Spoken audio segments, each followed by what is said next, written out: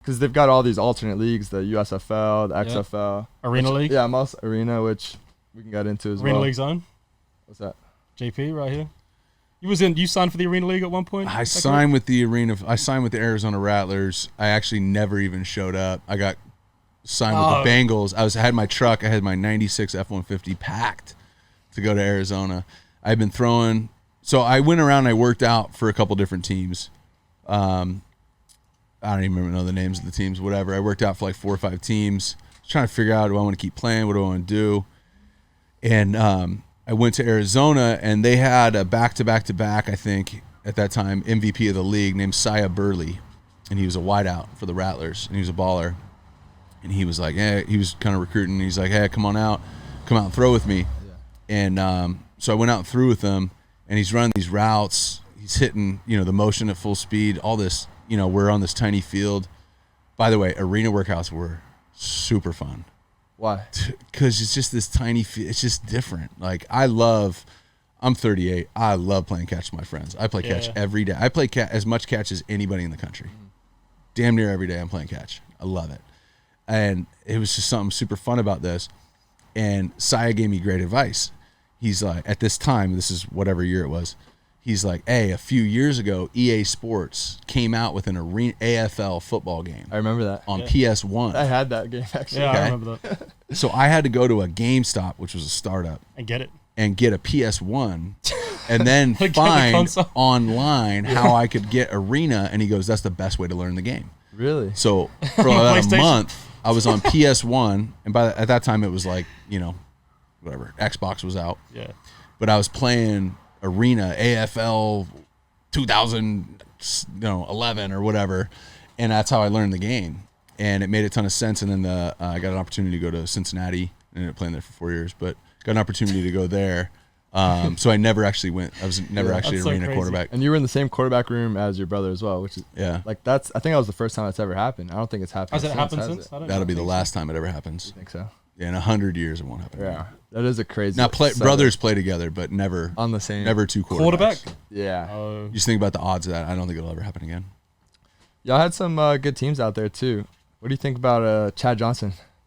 He's the man. So one of the things about Ocho is like so there was like a couple of years when I was in college watching the Bengals, obviously like a hawk every, whatever, throwing in the off seasons, and then to be a teammate. So I kind of have him as a dude who watches TV and then teammate. And I don't know that Ocho in his entire life has ever taken anything serious for more than 5 seconds. And 5 seconds might be generous. TJ Houshmandzadeh would probably say 0 seconds is the accurate answer. But for a guy who's a diva and self-promoter and all the things that like some like skeptical NFL fan would call him, bro, he was an unbelievable teammate. All he wanted to do was run routes. He would run scout team. He'd be arguing with Marvin Lewis. Let me run the dig. JP, let me run the dig. And like all he wanted to do was practice, and he was harmless. So he used to have this board. You guys probably saw it. He had a board behind him of every DB he was going to face that year, and he'd bring all the cameras over, and he would cross that name off the list. Asante Samuel off the list. Darrelle Revis off the list. But it was like harmless. It was like never a problem. He was a great teammate. All he wanted to do was practice. He didn't really want to lift, and he wanted to eat McDonald's, and he didn't like meetings. But he'd show up on game day. But he was a dog, yeah. And the other thing I'll say is, like, I work with a lot of wide receivers now, and I haven't seen anything close to the ability to stop and separate like Chad. And TJ Houshmandzadeh is my partner on this. We coach a lot of people together, Coach Drake. Yeah. And TJ is the same thing. It's like there's just nothing even close in the pipeline.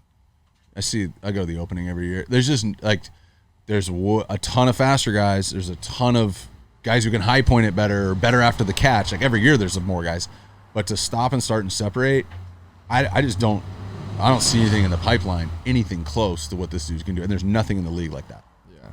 I think it's a generational combination of that skill, because at one point he was arguably a top 5 receiver in the league. Sure. From year to year basis. Most of the starting receivers when he was at his peak would have said he's the best, yeah. Yeah, so for sure. I mean, all pro. Yeah. And the personality side, I think for marketing is freaking insane. Like, especially everything he's doing Dude, if now, he was playing today, unreal. Chad Johnson, NIL, Unreal, yeah. Ocho Cinco. by the way, Come it's on. not Chad Johnson. It's Ocho. No, He it's legally Ocho. had his name changed. Yeah. He did? Yeah. Yes. Oh well, Hey, okay. I'm while he was mistaken. playing on the Bengals. You know what's great too is I don't even think when he changed his name he realized that Ocho Cinco wasn't 85 in Espanol. It's Ochenta y Yeah, Cinco, 85. Yeah. right? So like I don't even think he went to the trouble of having his name changed. I don't even think he knew that.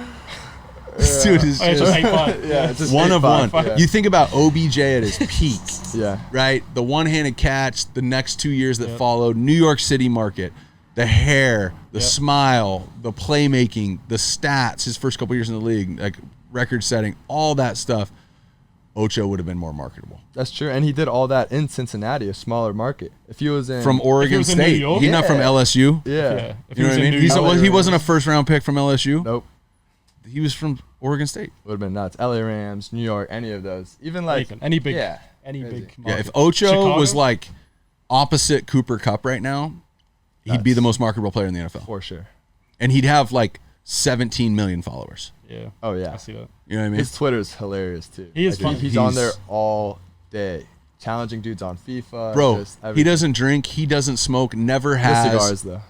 But like Aw. he's not like Every day. funny when he gets drunk or like goofy when he gets high. The guy doesn't drink or smoke. Like he's just like that. Yeah. He's just He's just that always person. on comedy and he looks exactly like he looked 15 years ago.